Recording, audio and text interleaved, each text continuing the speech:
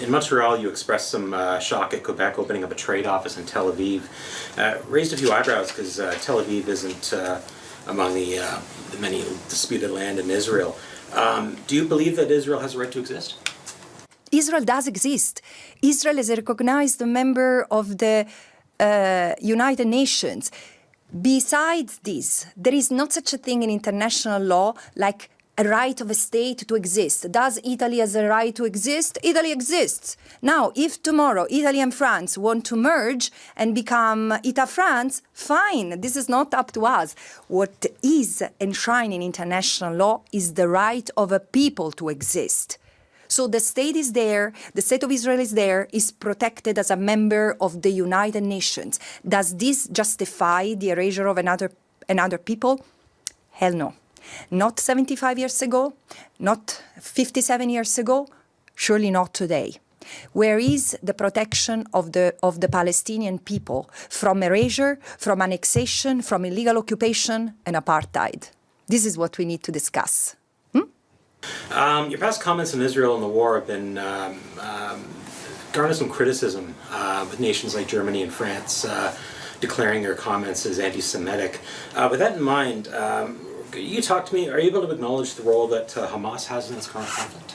Of course, I've always done. I mean, there is no question whatsoever about that. Let me be clear. I've said on October 7 and since then that the crimes that have been committed against Israeli civilians had to be investigated and punished. No question about that. I have condemned the crimes against Israeli civilians, the killing, brutalization, and the taking of hostages.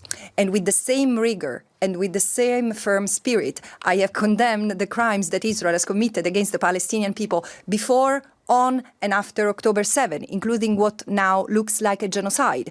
Israel has capitalized on the rage, fury, and the extreme pain of the Israelis, turning them into many soldiers, into willful executioner of an extermination plan. Now, let's go to the states you mentioned who have accused me are the United States and Germany and France, states who are clearly involved and supporting in what Israel is doing. It speaks to their record, not mine. Because frankly, not only I am supported my mandate has been supported and protected by Jewish people, organizations, and scholars since the very beginning, just to clear the record. But this is not, my statements are not against the Jewish people or even the Israelis.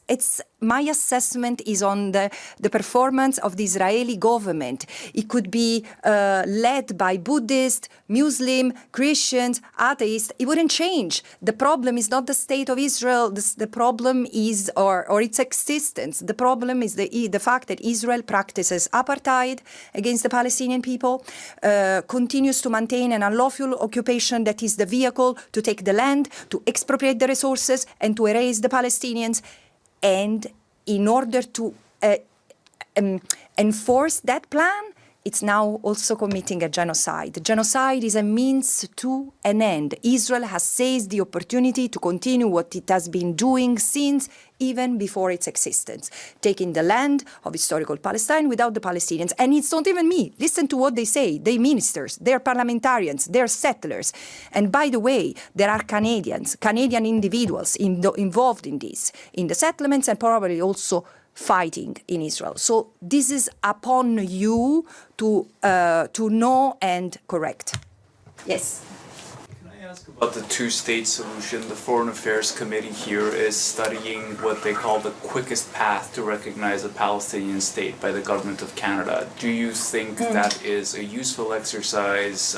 Could it lead to peace if Canada does so? I beg your pardon, but I'm not comfortable with language like useful exercise while there is an imagining government officials or parliamentarians entertaining themselves in useful exercise when there is a genocide ongoing. The priority is to stop the genocide. If the government here, the parliamentarians want to call it ceasefire, call it pear and apple, call it the way you want, but this is the priority.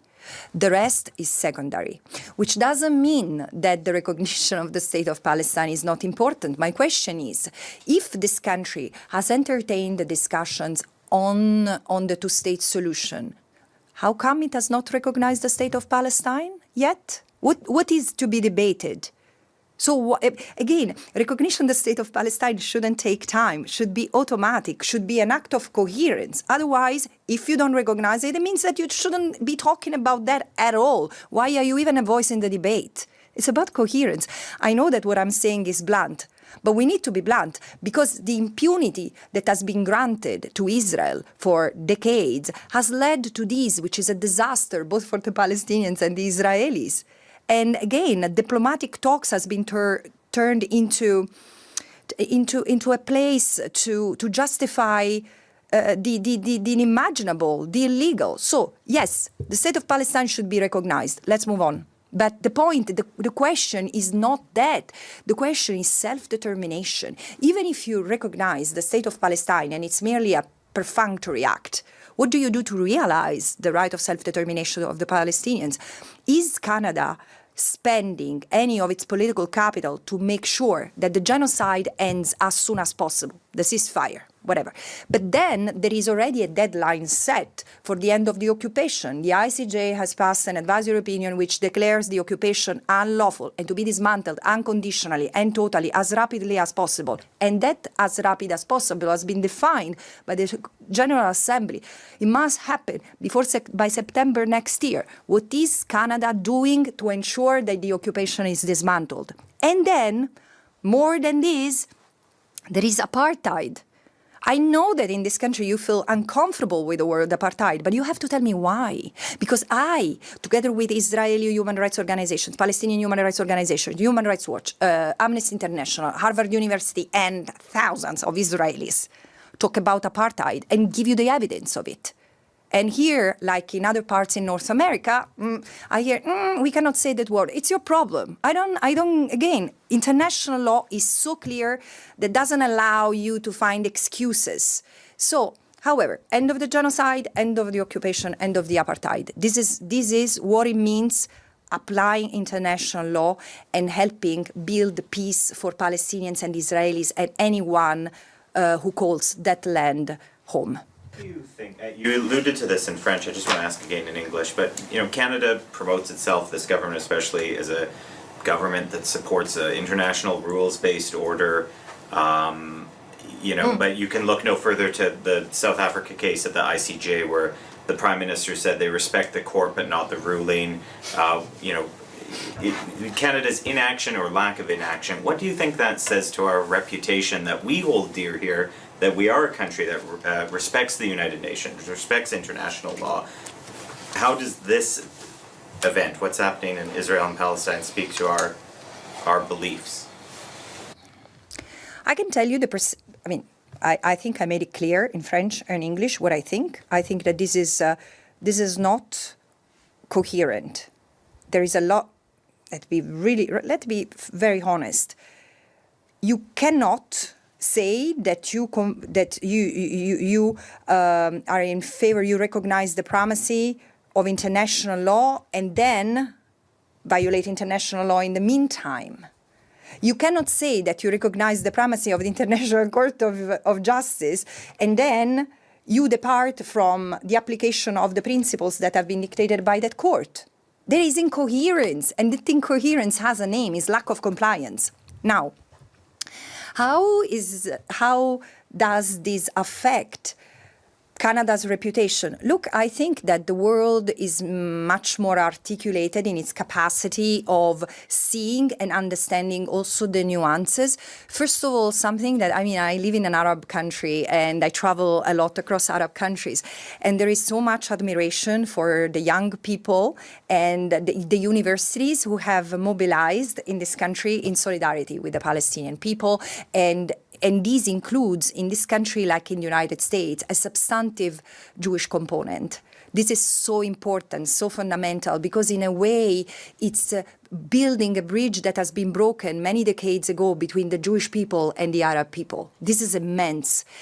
And so people differentiate the political level from the people in general. I also think that the media in this country as well, like not different from the rest of the West, have not been very diligent or led by ethical principles in reporting what was happening in Palestine before October 7, on October 7, and after.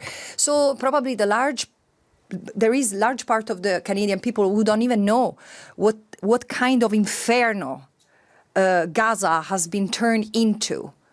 Women unable to find the basics, from running water, of course everyone, but as a woman, I mean, I would like people to empathize, to realize what it means having an entire family exterminated, not having hospitals anymore, all the universities destroyed, the 300 schools destroyed, all the UN buildings standing, 70% have been severely damaged and cannot be used. Gaza has been turned into rubble. Is it a war? No, it's not a war. Israel has predicated this genocide on the killing of terrorists, when the entire civilian population in Gaza has been qualified as terrorists, including the elderly, including the children, 17,000 children. That if I told you bunnies, there would be better reaction. But because they are Arab, we don't empathize. This speaks to our racists. And I say that as a European, I see that in us. And we need to, let's take this opportunity to do better, to recognize what doesn't work in our societies. And may this be the last genocide in history. This is where we are today. And Canada is still seen as part of the old settler colonial bloc. I'm sorry.